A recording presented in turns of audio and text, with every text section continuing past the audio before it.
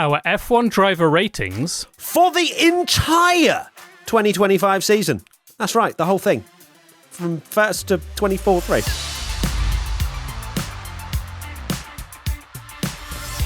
This video is sponsored by the wonderful people at Squarespace.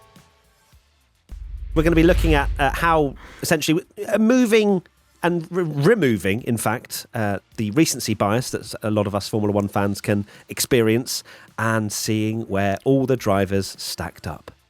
Indeed. Yeah, like say, it's average of the whole season, so no recency bias.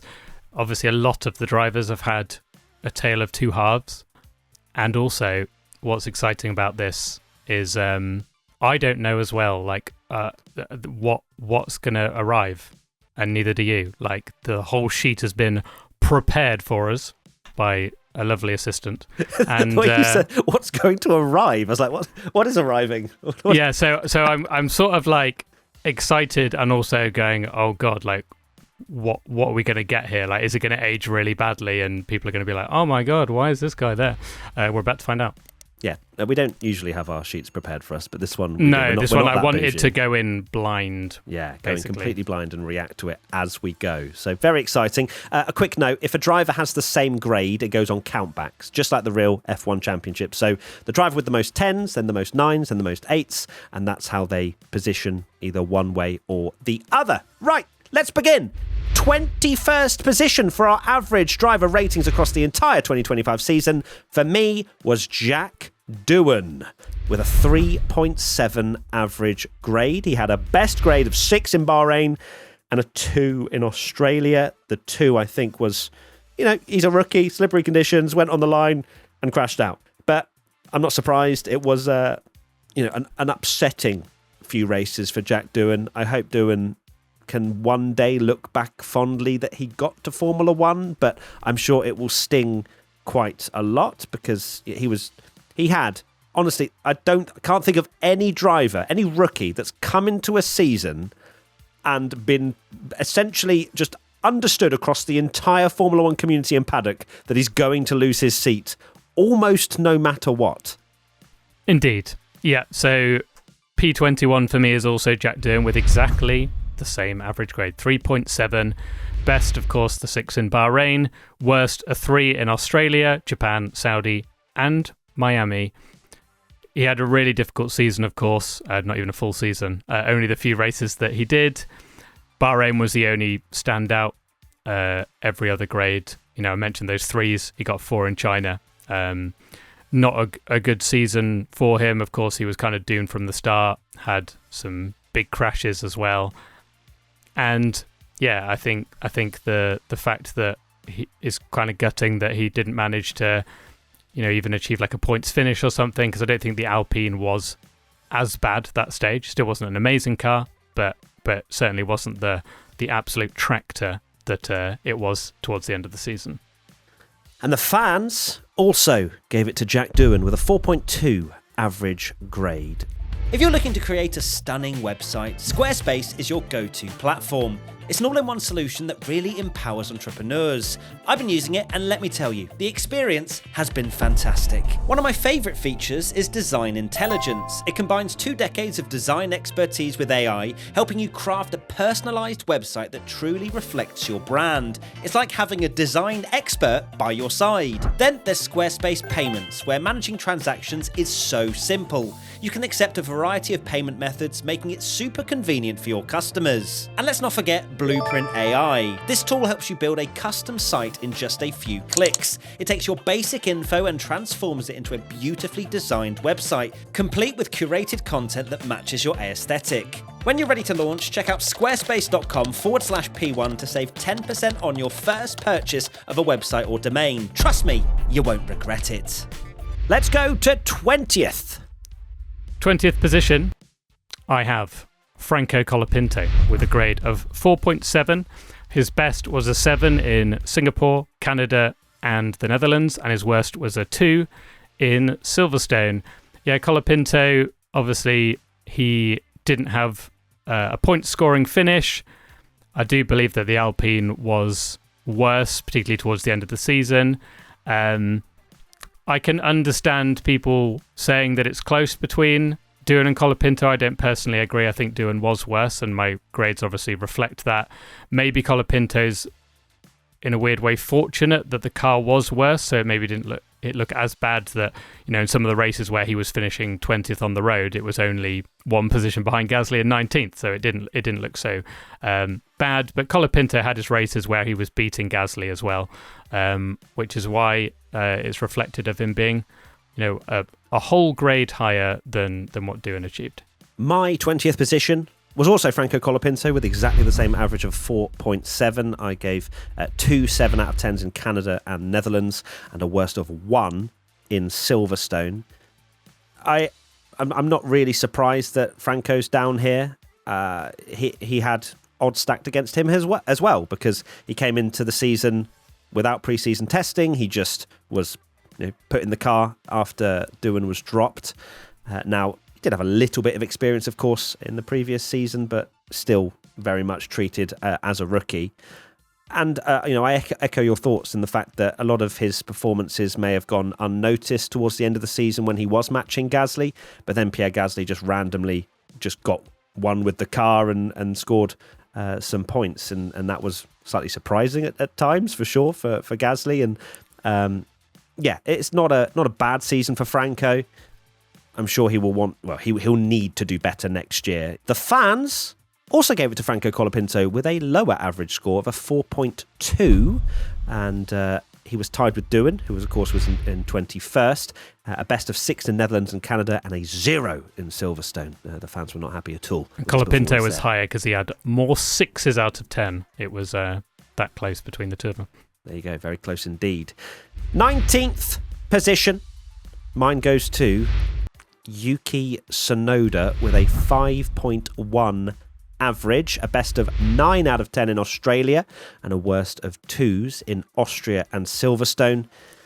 Such a painful thing to even have to talk about for Yuki.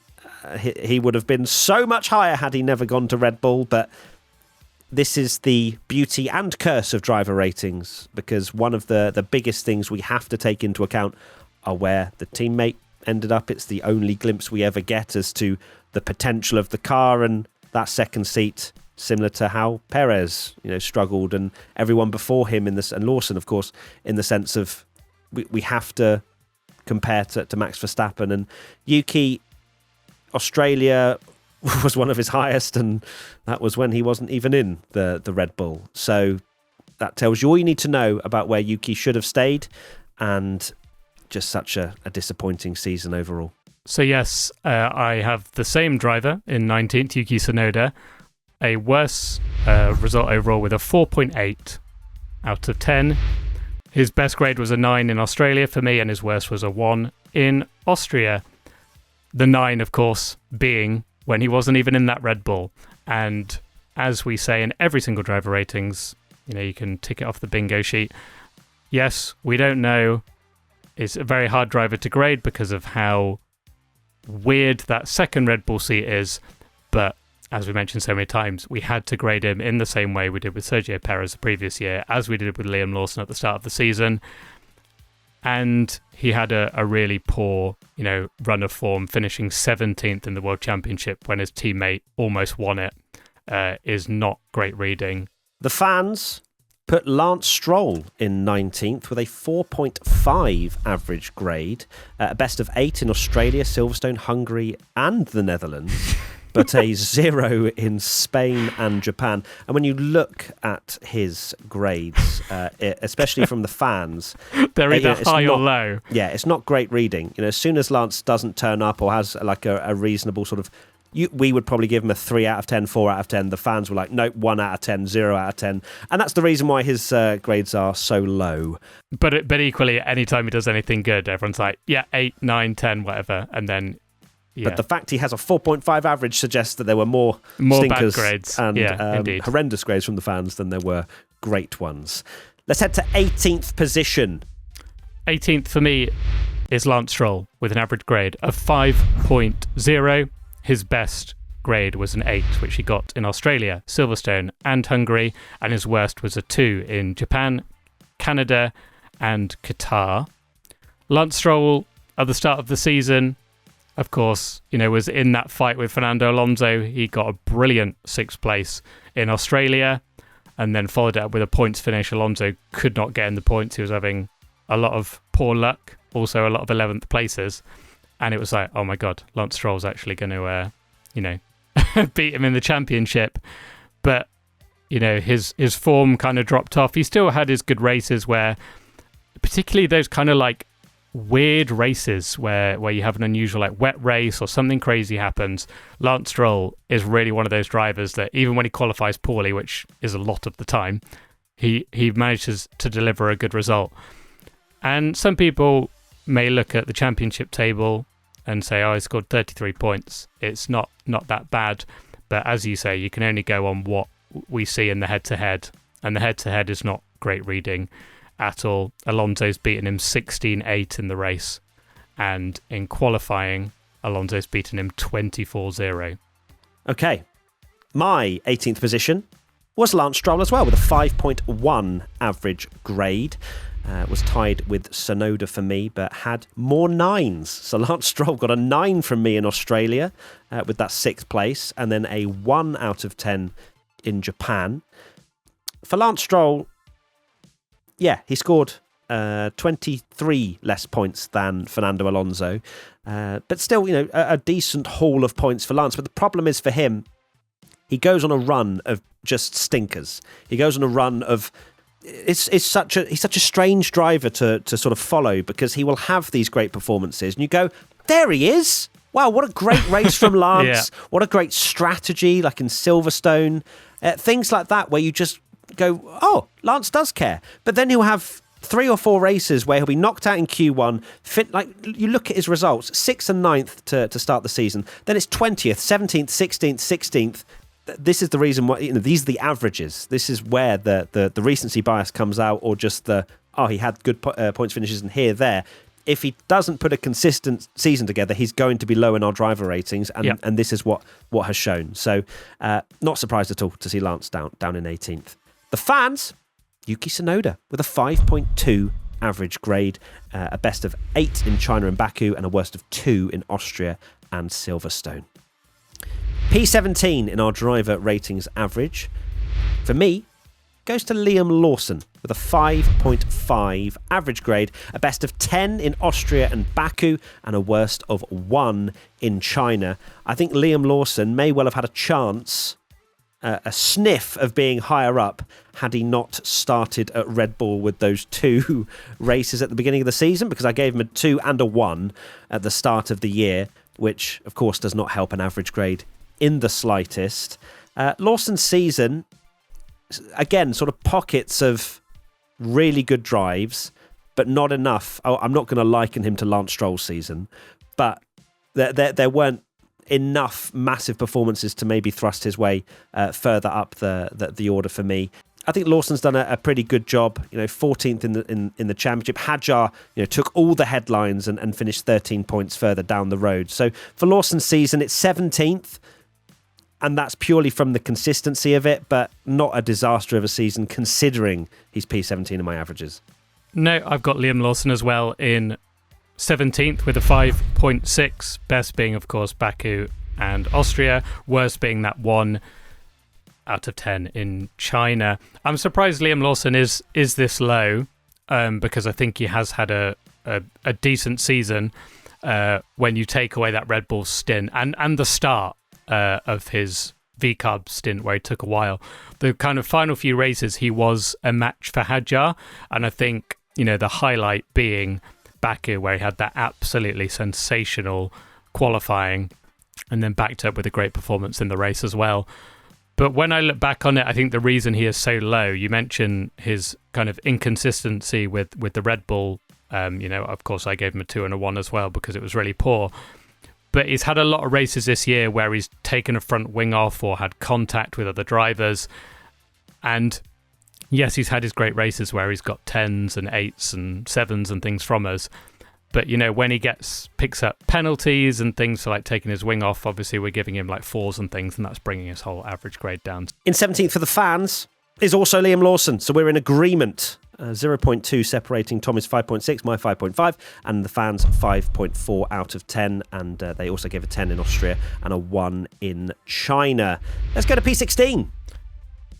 P16 is Pierre Gasly with an average grade. It was like a Pierre Gasly. Yeah, there was a little bit of a Pierre there. Pierre. It's because Grace always says Pierre. 5.8 Gasly got. His best was a 10 in Silverstone. Of course, an incredible drive to get points in that tractor. His worst was a 2 in Monaco. Gasly has his rating, I would say so, been affected by the fact that he's driving a really bad car. So even if he's had the race of his life and finished 19th, we're giving him a 5 out of 10 because we just don't know. I love that we constantly give a little nod to Alex Albon, who told us that in exactly, the interview about, it's so true though. Man, Tommy gave me a 4 and I'd had the drive of my life.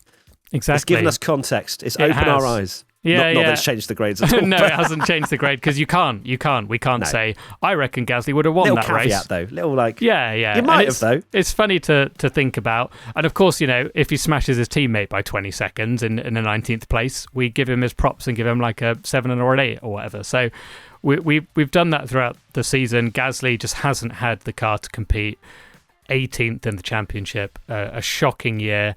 I don't think 16th reflects his drive, but then he did fall off a little bit and wasn't looking all too great at the kind of midpoint of the season, and got out qualified by Colapinto for quite a few races and things. So yeah, I'm sure it will change if the Alpine is much better. P16 was Pierre Gasly for me with a 5.8 average as well. I gave a 10 in Bahrain and Silverstone and a worst of 3 in Monaco and Hungary. When I look at Pierre Gasly's season in terms of where he scored points, I'm sat there and I'm going, really probably shouldn't have been 16th in the average driver ratings. Considering the Alpine car, you can clearly see that there was literally no effort put into Alpine's 2025 campaign. But he is he is affected by the fact that he was for a lot of the season at the back fighting Colapinto, but then that is what we also factored into our grades a lot of the time, is that, it kind of looks worse on Gasly fighting Colapinto than it does Colapinto fighting Gasly, because Colapinto's a newer driver and Gasly is a race winner and a proven one to be able to score podiums and be at the front. It's harsh to be 16th when you've beaten your teammate through the whole year, scored 22 points when your teammates have scored none. But equally, we can't be giving 8s every week because he's finished 19th in the Alpine and beating his teammate. So it's tough, isn't it, how it works? Okay, the fans gave Pierre Gasly a 5.5 and 16th as well. We're all in agreement. I'm crying right now. You wouldn't think that by the comments. We now go to 15th position. Mine is Gabriel Bortoleto with a 5.8 average. Was tied with Gasly, but has more 9 out of 10s. Gabby had a best of 10 out of 10 in Austria and Hungary from me, and a worst of 1 in Brazil and Las Vegas. Bortoleto's season, again, hindered by the Sauber, I'd say, for maybe half of it, but then the Sauber came really good. And I think I haven't seen where Hülkenberg is in my list, but I'm imagining he's going to be pretty high, especially considering he took an 11 from both of us at one point as well. Yeah. But for Bortoleto, he can be proud of his season as a rookie. As much as he's 15th, that's not a slander. It's just the fact that everyone's so close, right? And if you have a string of 3, 4, 5 races where it's subpar, it can catapult you down the order. So for Bortoleto, I think he can be very happy with his season overall. He's shown that he's got some great performances in him. So yeah, I'm excited to see what he can do 2026 and beyond. I also have Gabriel Bortoleto. Really? It will change, I'm sure, at some point. Hopefully. And if not, we can 15th. have a hug at the end. Indeed. Oh, we can hug anyway, why not? Oh, baby, stop it. With a 5.9 out of 10. Best was his 10 in Austria and Hungary, and his worst was a 1 in Vegas and Brazil. His season, at the end of the day, has been a mixed bag. He is a rookie, so that is part of it as well. And of course, his grade will have absolutely plummeted with the shocking races he had in Las Vegas and Brazil, where he crashed out on lap 1 and then also had in Vegas and then had that shocking double crash out in Brazil in the sprint and the main race. But he's had those kind of high moments where, like in the middle of the season, he went on that run where the Sauber looked quite good and he got an 8th, a 9th, a 6th and an 8th quite close together, and we're kind of thinking, okay, he could like rocket his way up the championship, but unfortunately only one more points finish after that, and it didn't really go to plan. And I think of all the drivers, and I'm not saying he's been better than Nico Hülkenberg, and Hülkenberg deserves a huge amount of credit, and I'm sure that will be reflected from his grade. But I think of all the drivers, Hülkenberg finishing 11th in the championship with all the points he's scored versus Bortoleto all the way down in 19th. If you looked at that on paper, you'd say Bortoleto is absolutely useless, and that is certainly not the case. You look at the head-to-head in qualifying, Bortoleto has outscored Hülkenberg 12-11, and in the race, it's 12-11 in Hülkenberg's favour. So incredibly close. Yeah. Hülkenberg's just maximised the big results, and that's why he's so far up, and that is experience. So... yeah, for sure. I think, if I was to change around, I would probably swap Gasly and Bortoleto around considering the performance of the cars. Like, I feel like Bortoleto, for the majority of the season, has had a better car than Gasly. Of course, he is a rookie, and that's where we factor in sometimes our grades, and we're a little bit more forgiving. But, I mean, that's just a swap of one position in our average driver ratings. The fans also gave it to Gabi Bortoleto with a 5.7 average grade, a 10 in Austria and Hungary, and a worst of 1 in Las Vegas. Let's go to 14th position, Tommy. 14th, it's oof time. It's Lewis Hamilton, 6.0. His best was an 8 in China, Imola, Austria, Silverstone, and Circuit of the Americas, and his worst was a 2 in Qatar. My word, Lewis Hamilton. Some people, 14th sound incredibly harsh. Dare I say some people would put him even lower than that if you were picking. He's had an awful season. We don't want to see him fail. It was so exciting seeing him go to Ferrari. But my word, has it been a stinker of a season for Lewis Hamilton. Absolutely trounced by Charles Leclerc in the points tally. Of course, the headline being that he's not scored a podium this season when the likes of Hülkenberg, Hadjar, Sainz got 2 podiums. It's not gone well, and you think a driver of Lewis Hamilton's caliber, he's not received a 9 all season, never mind a 10. He's not had any particularly stunning drives where you've kind of gone, oh, look, Hamilton still has it in him. And then, of course, it's the other grades have been much lower than that and had some really poor results, particularly towards the end of the season. I could not have predicted, no one could have predicted it had been this bad. And we just wait to see what he can do in 26 and see if he can turn his form around in a new regulation set. Because he needs to. He absolutely does. Yeah. In 14th position for me is Lewis Hamilton as well, with a 6.1 average grade, a best of 8 in China, Imola, Austria, Silverstone and COTA, and a worst of 2 in the Netherlands. The comments, if either of us had said, Hamilton would not get a podium at Ferrari, people would have been like, what are you talking about? Like, I think you were saying not a win at that stage, never mind not a podium. Yeah, not a win, not a podium. Considering as well the sprint win, of course, I can hear everyone shouting. Sprint win, yeah, sprint win, sprint win, sprint win. Yeah, the fact that there's not been one singular 9 as well, I'm surprised in the sense of, like, if you were to tell me before the season, but not surprised now knowing the season that there hasn't been a high grade because he hasn't had a podium. So, of course, Silverstone was close where he was chasing down Hülkenberg, but then you were factoring in these things of, like, he's chasing down Hülkenberg for this, and it was a decent drive in Silverstone when you compare it to Charles Leclerc, who once again had the most disastrous Silverstone ever. I feel like he's just destined to never really and do Ferrari well in the wet are and Ferrari in the awful. wet. But just such a tough season for Lewis Hamilton. But this has got worse than what was happening in Mercedes, where he was close with George Russell, beating him sometimes, getting beaten by George other times. This was a comprehensive beating by Charles Leclerc when you look at the head-to-heads and things like that. So I hope for Hamilton he's back in 2026. Formula One is better when Lewis Hamilton is performing. It's as simple as that. We love to watch Hamilton at the front.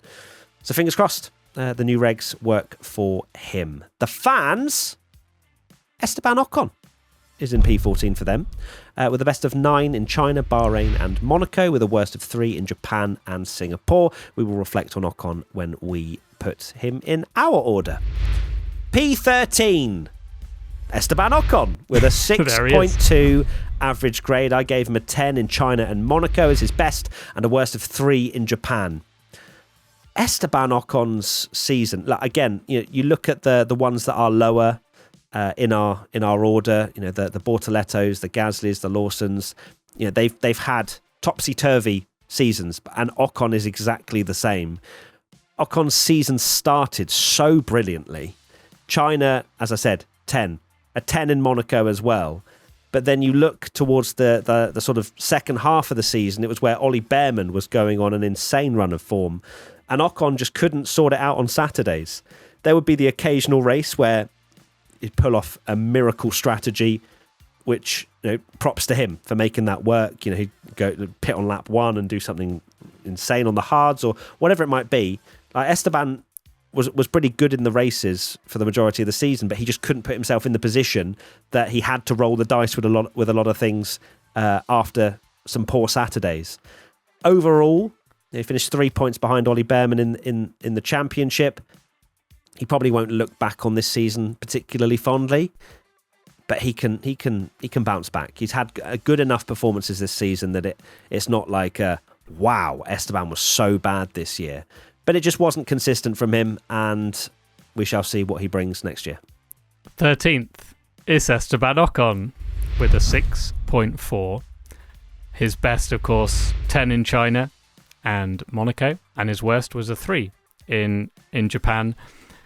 He was, a driver that I expected a new lease of life after the bad time he had towards the end of his Alpine stint. And he was scoring a lot of points for Haas while his teammate Behrman was maybe a bit more inconsistent and still scoring points, but obviously not as many as his teammate.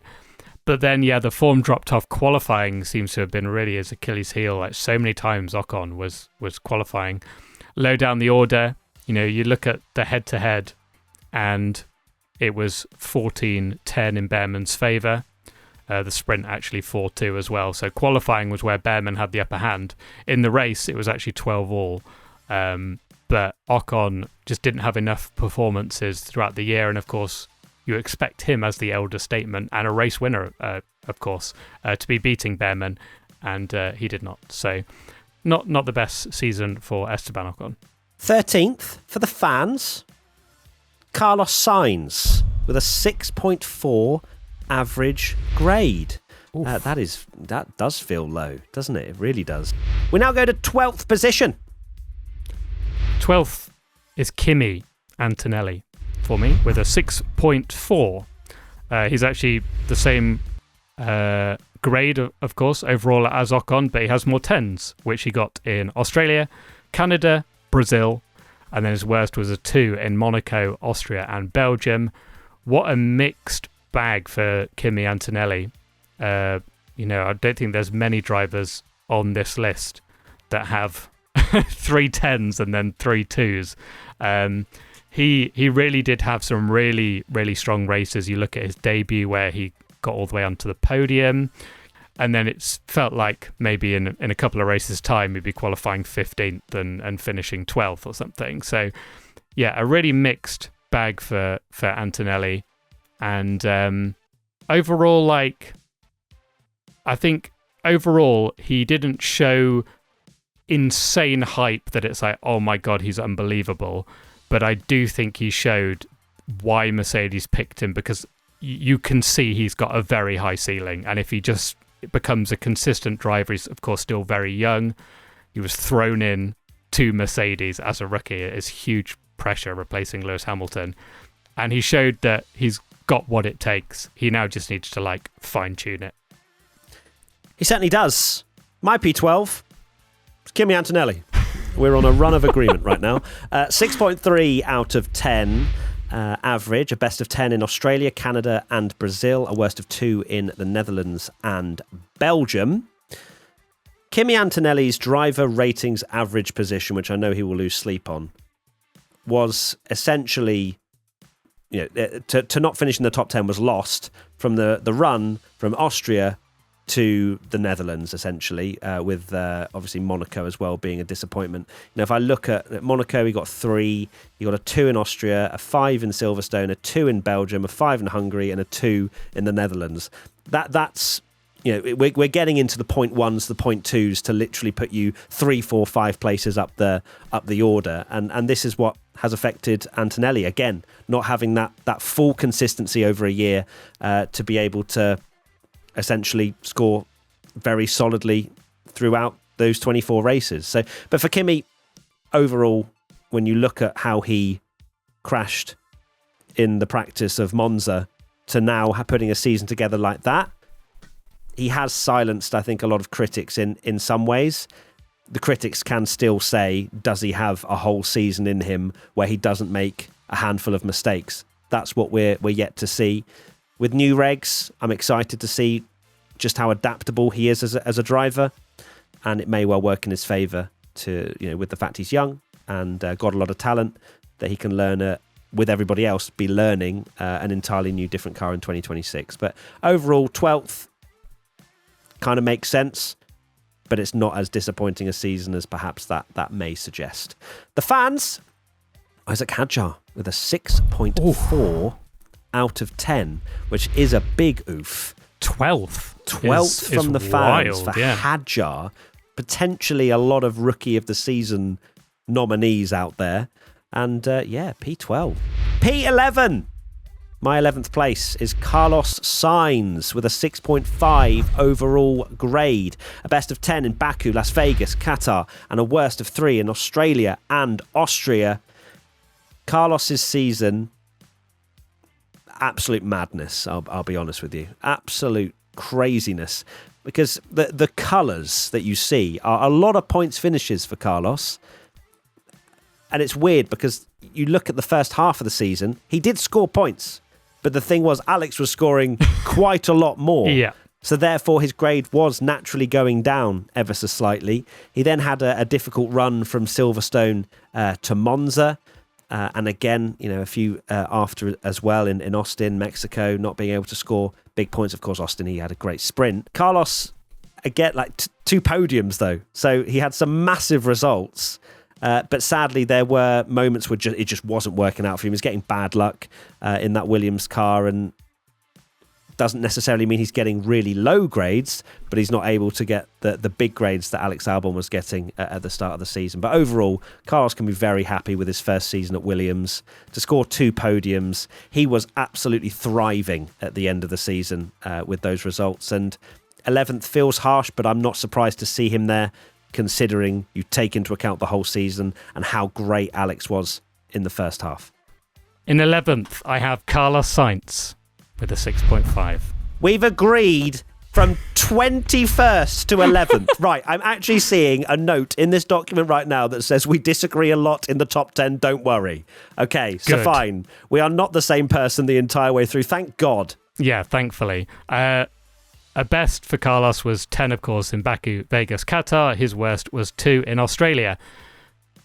Some people may be surprised to see Carlos that low down. Of course, he was lower in the fan grade because he had an amazing end to the season. He got 2 podiums. He got 3 10s towards the end of the season after having what we said was, Carlos was arguably the most disappointing driver of the first half of the season. I don't think you can deny that.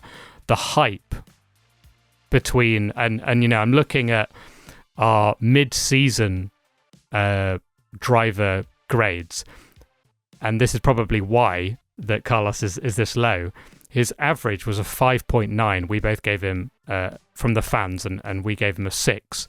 He was lower than Gasly at this stage in our driver ratings championship. So it's been a tale of 2 halves. Of course, at the end of the season, he went on this amazing points run, 2 podiums, grabbed some really big results. And as you said, he scored good points at the start of the season. The problem for him was that Albon was scoring 5th places for fun at the start of the year. In 11th place for the fans, Nico Hülkenberg with a 6.4 out of 10. A best of 10 in Spain and Silverstone, and a worst of no grade in Monza, or 3 in Singapore. Right, let's head into 10th position. My 10th position is Alex Albon with a 6.7. Now, very interesting that Alex Albon is 10th because he is obviously just ahead of Carlos Sainz on my list. They're 10th and 11th. Mid-season, Albon was 6th and Carlos Sainz was about 15th. What a crazy roller coaster or season that Alex has had. Like, the start was unbelievable. I mean, at the start of the season, he got a 10 and 8, an 8, a 7, an 8, a 10, a 9 from me. And then towards the end of the season, 3, 6, 5, 5, 2, 6, 4. Shocking. Sounds like your phone number, mate. Exactly. Spoilers. Someone's ringing that number right now, aren't they? And it's crazy to think that it's been that much of such an amazing start. Surprised everyone with how he did against Carlos Sainz. A lot of people didn't, including me, I'll admit it, and I'm sure you're the same, didn't really give him a prayer against Carlos Sainz. And yeah, for him to finish the championship in 8th, an incredible season really overall, even if it ended really badly. My 10th position is Isaac Hadjar with a 6.7 overall grade. And I will say, we are literally into the 0.1s separating many drivers. So just keep an ear out for the numbers that we say for these drivers before you go, how could you possibly put them 10th rather than 7th when it might well be 0.1 that the difference is. But for me, it is Hadjar. His best came in Japan with a 10, Monaco was 10, and Netherlands as well. And his worst was, of course, Australia. Had it not been for Australia, I reckon Hadjar will be right up there in my top 7. But alas, this is where the cookie has crumbled. For Hadjar, a great season, a really great season for the rookie. Came into it with not a lot of expectation from people. Of course, he did very well in Formula 2. But I just don't feel like he was getting the same hype as we've seen from other drivers that have had strong, junior careers. But for Hadjar, just a phenomenal qualifying specialist. I feel like is in the midst here. He will definitely grow into someone that on a Saturday will perform, and on Sundays as well. He's done very well indeed. But no, we're not going to coin it that. Miss but your he might Saturday. well be on his way. Yes, that's the way we can change it up. But for Hadjar, I think a really good season. He can be very proud of himself, and he's got the Red Bull seat now. So mixed emotions, I'm sure, as we head into Christmas.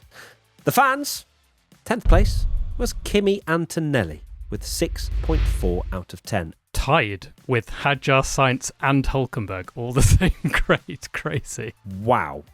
So 10th, 11th and 12th for the fans on the same grade. Let's go to 9th position.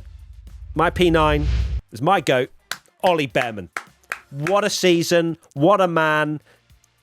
Champion in the waiting. You've heard it here first. A 6.8 average score out of 10. His best grades from me came in the Netherlands and Mexico of a 10 out of 10. And worst was a 4 in Australia, Miami and Spain. Now, Ollie Behrman nearly got banned several times during this season, which will go because kind of forgotten due to these crazy massive penalty points hauls that he was getting for red flags and safety car infringements and so on and so forth.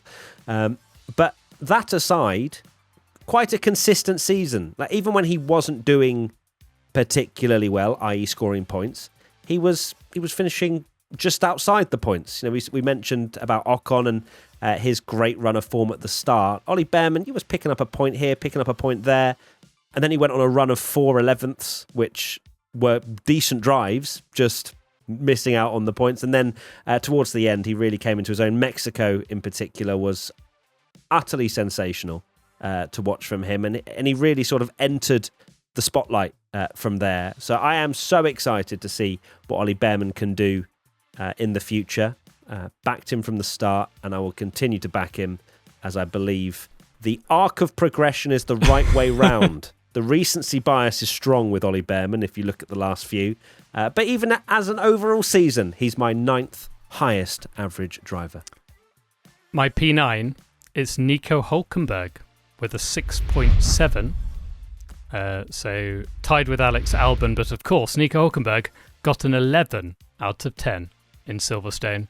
I will just mention, because obviously that was novel, his 10s, he also got one in Australia, in Spain, in Canada as well. And yeah, Nico Hülkenberg, his worst grade from me, a 3 in Baku and Singapore. Yeah, Nico Hülkenberg, what a strange season, really, because you look at the head-to-head stats, and he's against a rookie teammate, and they've basically been almost identical in terms of like the head-to-head. But where Nico Hülkenberg has excelled is he's the big moments, and that is what's made it such a special season for Nico Hülkenberg. Like the big moments. We talk about, you know, we thought they wouldn't score a point all year, and then he rocks up to Australia and finishes in 7th. Then he follows it up with a 5th in Spain, and you're thinking, there's no way he's going to get a better result than that. Oh, okay, he's finally got his podium in what we thought would be the worst car he's ever driven throughout his whole career. Obviously, it didn't end up being that way, but still not a great car by any means. Not a podium contending car, no chance, but just an unbelievable performance in Silverstone to get the only 11 out of 10. Okay, the fans, for their P9, was Lewis Hamilton with a 6.5 out of 10. Definitely the biggest shift between the Matt and Tommy grades, generous, where we put Hamilton in top 14th, and the fans put Hamilton in 9th. Let us know, as I'm sure you have already, how you feel about where Hamilton's been placed by you, the fans. P8, Tommy. P8, I have Ollie Bearman with a 6.8. His best was a 10 in Mexico. His worst was a 4 in Australia, Spain, and Hungary. This could be even higher because, my word, like sometimes we mentioned on drive ratings, feeling like every single episode at the start, what might have been for Ollie Bearman, he just needs that consistency, and boy did he do that at the end of the season. It was quite insane, the run of form that he went on, and really, you know, showed himself what a great driver he is. Mid-season, he was lower than his teammate, and this shows the leap that Bearman has gone up the radar, because in my mid-season ratings, Bearman was behind Ocon, Hamilton, and Bortoleto. So there we go. What a run of performances indeed. You actually, considering I have had Ollie Bearman, you know, I've been standing him the entire year. You're one higher, even though we have exactly the same average grade for them as a 6.8 out of 10. I have gone for the maths for P8, Alex Albon. Yes, the same grade as Ollie Bearman behind him. So it's very close indeed. 0.3 ahead of Carlos Sainz come the end of it. So next time we interview Alex Albon, I will be mentioning that I, put him P8 in the average driver ratings so that he can not think that I'm constantly giving him 3 out of 10s, because I absolutely do not. I thought, considering the run of form towards the end, that he may well have slipped behind the likes of Ollie Bearman and perhaps even Carlos Sainz and Hadjar, but he didn't. That the scores don't lie. He drew with them. Your mid-season rating was a 7.6, so it has dropped down quite considerably, but it's still enough to hang on. Just about. So well done, Alex. Actually, sorry, carry on. You cannot say actually. I saw you about to talk. No, but you just said actually, and you should have gone actually, and then put your finger up. Okay, sorry. Actually, I want to share something with Albon, because we mentioned about his start to the Albon? season. Should everyone else stop listening? He apparently listens, so maybe this is my message to Alex Albon and Alex Albon only. Because we've got this lovely spreadsheet where we've got all our grades. we can actually show just how different his start and ending were. So if I get rid of his first 8 performances, his grade drops all the way down to a 5.8, which is right near the bottom.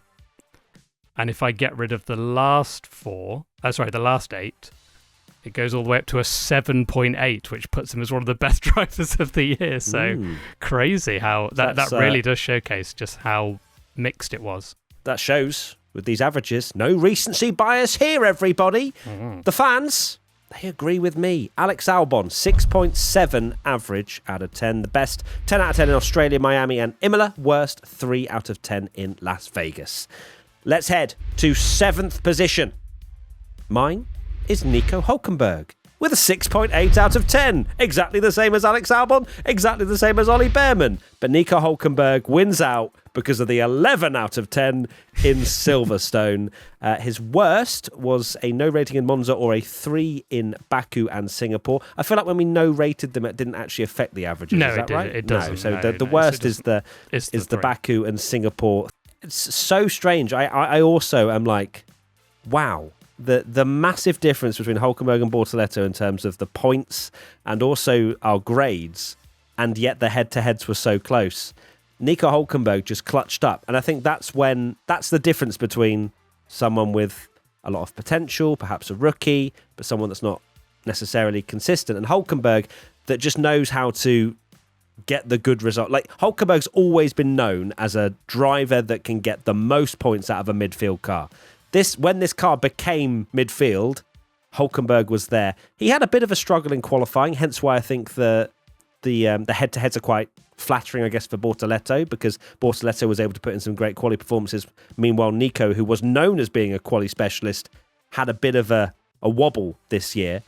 But when he stopped wobbling, God, the analysis, he was able to put in some phenomenal performances, and Silverstone will go down in history, of course, for Nico Hülkenberg and for fans around the world, because that was absolutely awesome to see and still deserves the 11 out of 10. You can keep it, Nico, no problem. My P7 is Isaac Hadjar with a 7 overall, exactly 7.0. His best was a 10 in Japan, Monaco and the Netherlands. As I said, would have been an 11 if I could change it. And a worst was a 2 in Australia. Imagine you'd have said when he was there being comforted by Hamilton's dad in the paddock in Australia that this guy would be the rookie of the year, get the Red Bull seat, be spoken about as one of the best drivers of the year. You'd never have believed it. And here we are. And got a podium. A podium in a V-Cup. Crazy. An absolutely brilliant season from Hadjar. Zandvoort being the absolute high that he put in an amazing qualifying performance and managed to grab the podium. Okay, still the craziest thing about that is that you gave him a 2 out of 10 for spinning out on the formation lap. Right, let's go to the fans. In 7th for them is Fernando Alonso, 6.8 out of 10. They don't have the Tommy tinted glasses on for Fernando Alonso. No. We've not mentioned him yet for either of us. 6th position. It's getting heated now. It's getting hot, Tommy. Talk to me. I will. It's P6 Fernando Alonso with a grade of 7.3. His best was a 10 in Canada, Hungary, Singapore and Abu Dhabi, and his worst was a 3 in Australia, where he went off. Of course, Fernando Alonso has had a really, really good season. Of course, you know, you take the mick out of my allegiances towards Fernando and me overgrading him. You've not mentioned him yet, so interesting. So Fernando Alonso had the unluckiest start to a season. You know, the points tally at the halfway point didn't reflect what he was doing. He had some really poor luck, barely got any points on the board. As soon as he was able to kind of have a car that wasn't breaking down in races and things like that, he bagged a load of points and put in some really impressive drives, which just shows that, you know, we mentioned Nico Hülkenberg. Alonso goes in that list as well of like, and I'd say more like anyone better to drag a midfield car into really, really good positions. So, yeah, Fernando all the way up in P6. My P6 is Fernando Alonso as well, with a 7.1 out of 10. None of this 7.3 rubbish. Wow. That You're so Tommy's- desperate. You wish you could have put in P9, don't you? Just for this, just to annoy you, if anything. But it's been a big jump. It's a big jump. Like literally, Nico Hulkenberg was 6.8. We now go to 7.1 for Fernando Alonso for me, and his best results were a 10 out of 10 in Canada, Hungary, Singapore, and Abu Dhabi. His worst was a 4 in Australia and Belgium. My overarching feelings around Fernando Alonso are a lot of positive, a lot of he's still got it. Amazing to see him up there. There's part of me that longs for him to have a teammate that actually is someone reputable and exciting and we know is fast. Lance Stroll is an unknown quantity. We don't know how motivated he is. We don't really know how talented he is. A lot of people sort of err on the fact that it's not as talented as some drivers on the grid, which I think is a very fair judgment. So I would love to see just how good Alonso is currently. But look, a really good season. A lot of standout drives. He's got his head switched on. He knows exactly, or knew, because I guess the season is over now, how to essentially manipulate the cars to his advantage. The amount of Fernando Alonso trains I saw this year, he knew exactly what he was doing with that. To save his tyres, to be able to hold up everybody behind him. He's still got the racecraft, absolutely. The fans in P6 gave it to Ollie Behrman with a 6.8 out of 10, tied with Alonso. But Ollie Behrman has more 10s, a 10 out of 10 in the Netherlands and Mexico, and a worst of 4 in Spain and Miami. We now head to the top 5. In P5, I have George Russell with a 7.8 out of 10, 0.7 between Fernando Alonso and George Russell in my average grade. 7.8 out of 10, a best of 10 in Bahrain, Canada and Singapore, and a worst of 5 in Monaco and Silverstone. That tells you all you need to know. The fact George Russell did not score anything worse than a 5 the entire season, that is Mr. Consistent. Forget Mr. Saturday. That's in the bin for George Russell. He's now Mr. Consistent. He turns up.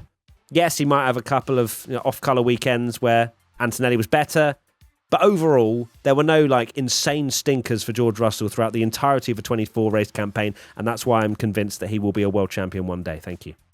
My P5 is Charles Leclerc with a grade of 7.7. His best was a 10 in Saudi Arabia and Abu Dhabi, and his worst was a 2 in Silverstone. I feel like, don't quote me on this, but I feel like every year you could put Charles Leclerc's worst result at Silverstone. He always just seems to have an absolute shocker there. Yep. But Charles Leclerc, I think Charles has always been that consistent driver.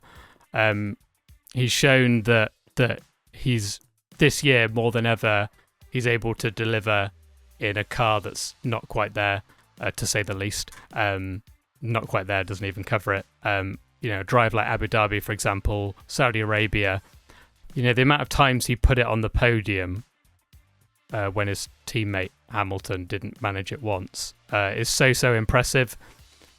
Yeah, there were times that he maybe there were some moments in the season where I thought, maybe Charles could give it even more, but not many.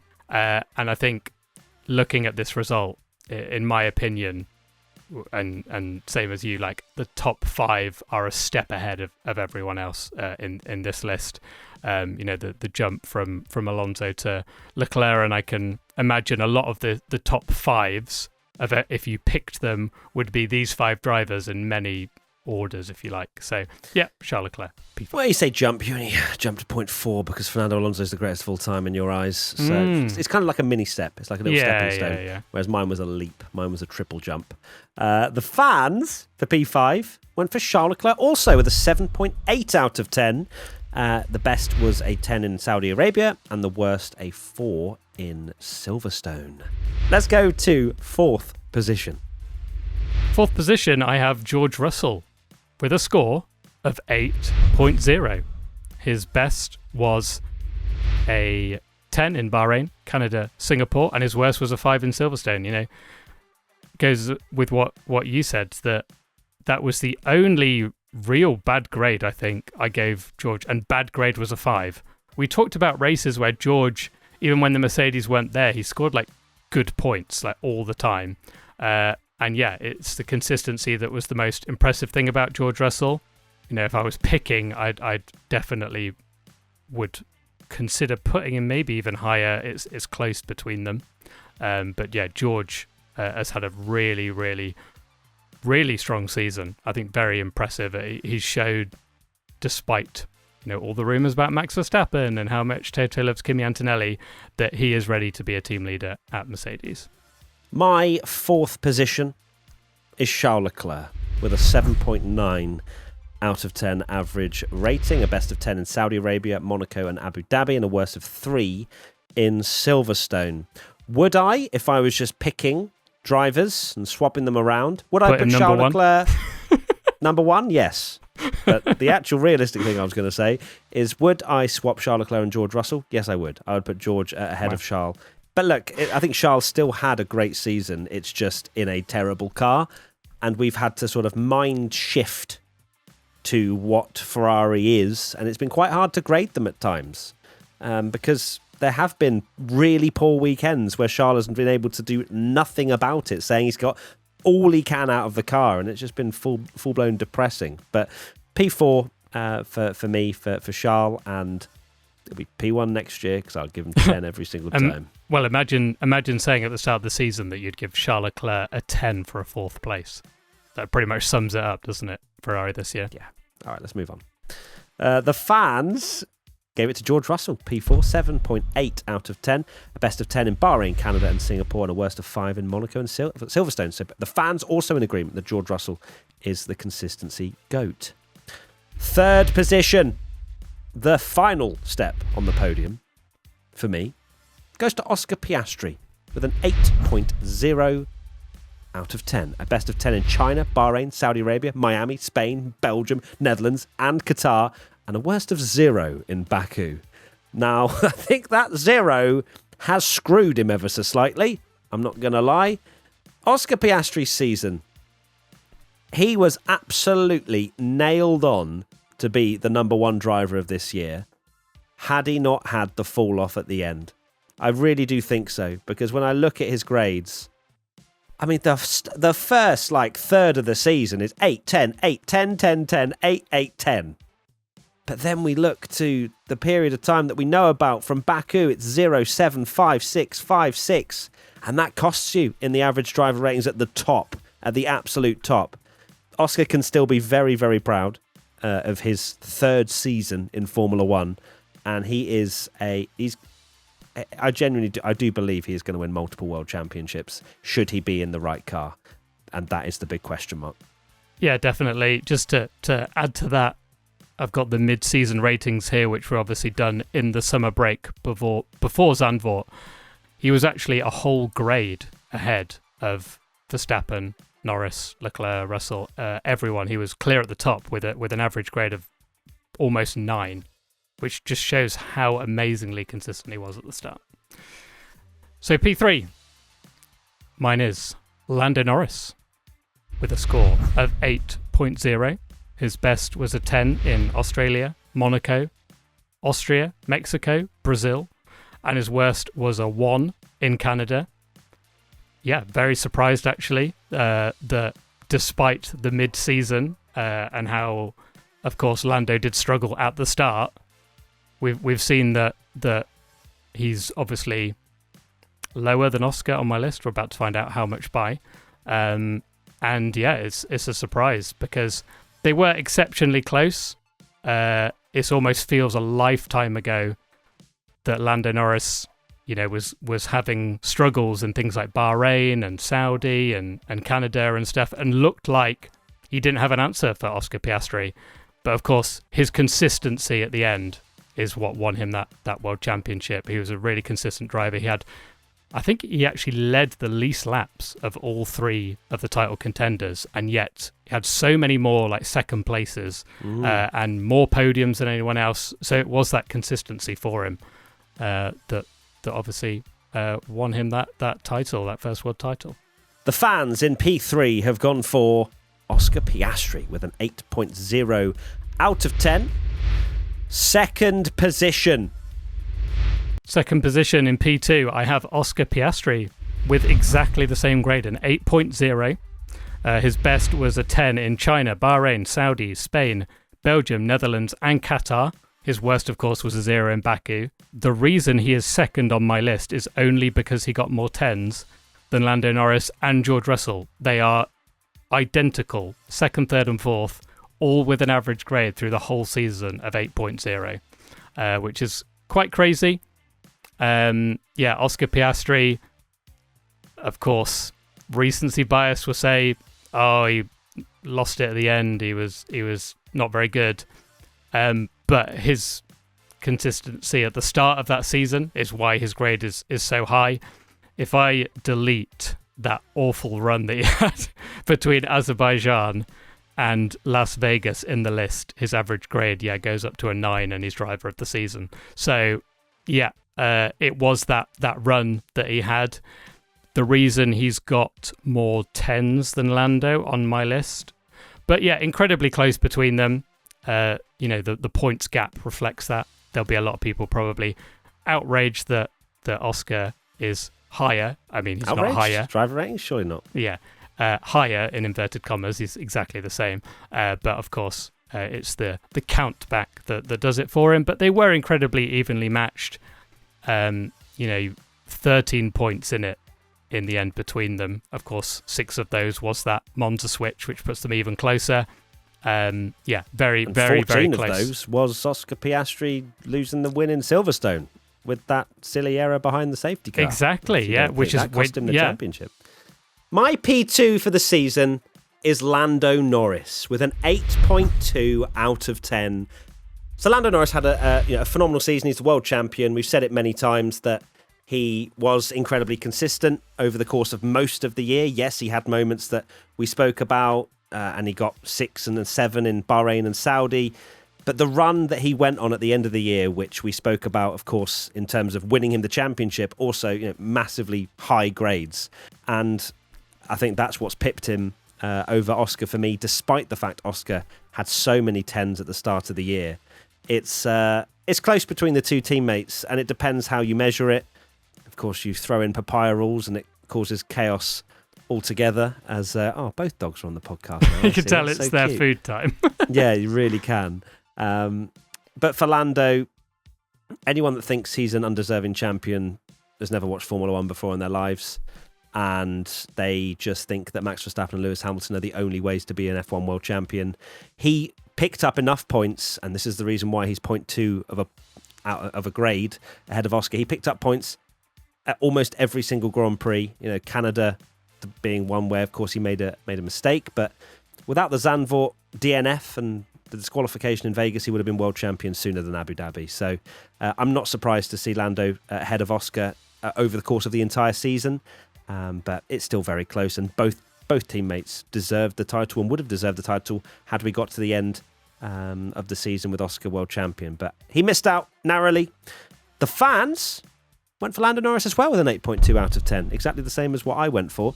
A best of 10 in Australia, Monaco, Austria, Silverstone, Mexico and Brazil, and a worst of 3 in Baku. Now, the winner, P1, in the driver ratings.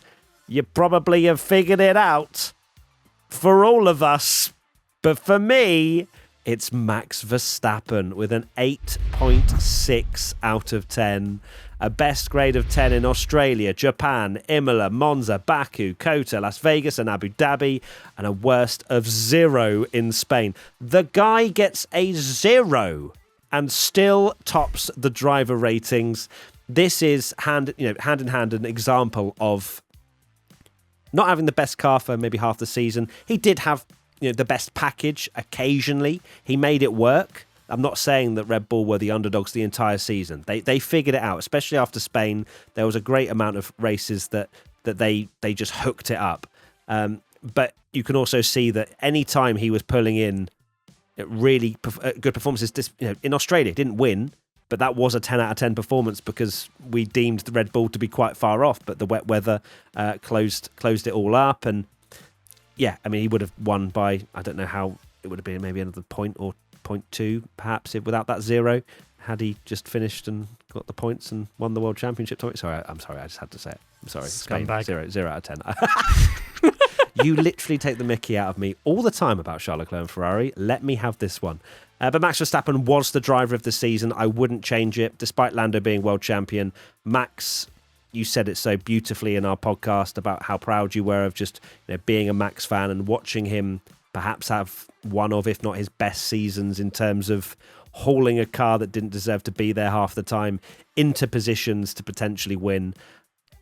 And look, Max is in his prime. We should all, whether you're a fan of him or not, we should enjoy what he's able to do with the car, especially when he's not potentially in the fastest package, because that's when I think Max Verstappen is, I was going to say fully unleashed, but then I remember 2023 when he broke almost every record for win streaks and things like that. He's pretty good most seasons. I think that's a fact.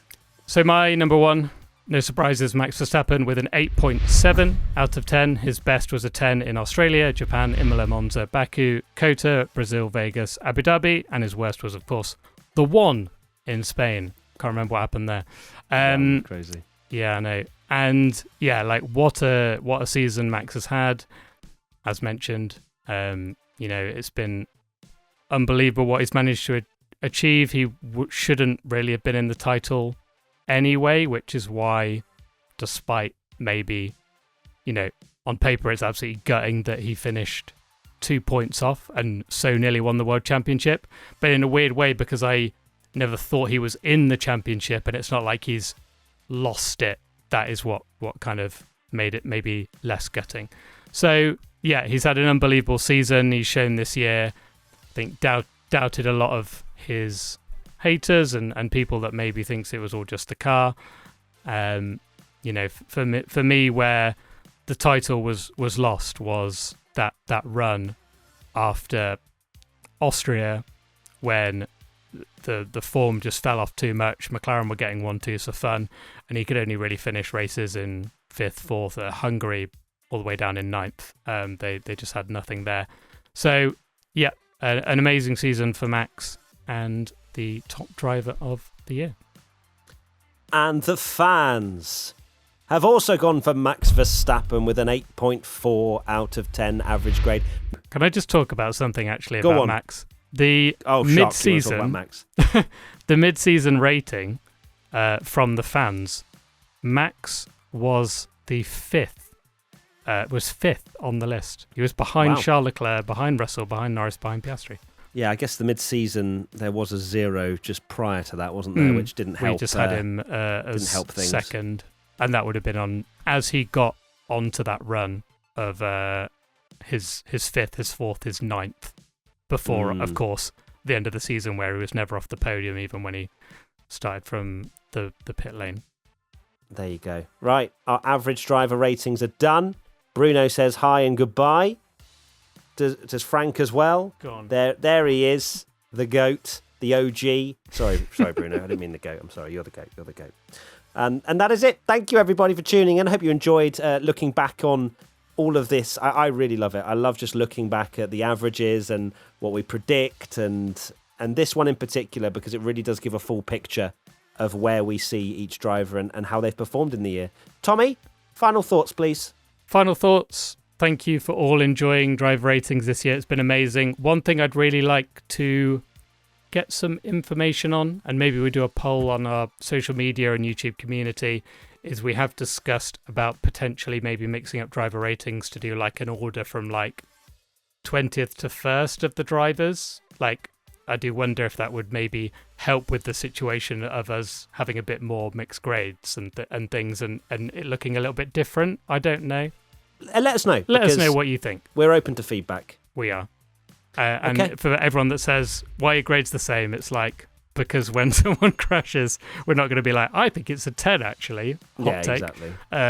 But there we go. It's been really fun. Thank you for all enjoying this. And if you're very confused on audio, it's because we both have our dogs. Have dogs. Yeah, if we sound slightly different.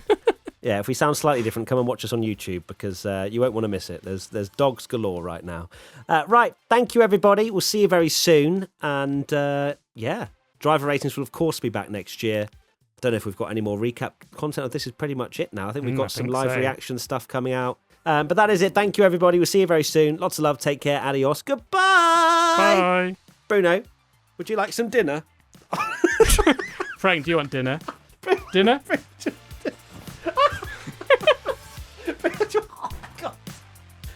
Yeah, he doesn't love me. He loves food. Bye. Bye.